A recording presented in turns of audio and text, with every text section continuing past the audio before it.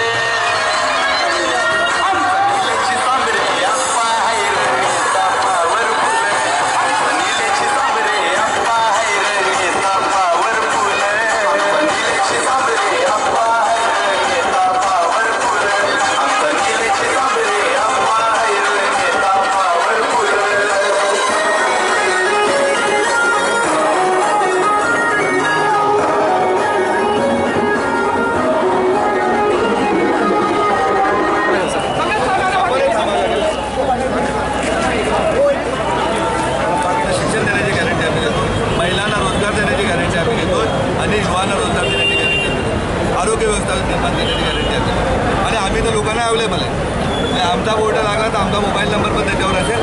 आम्ही जनतेला शिक्षणासाठी, महिला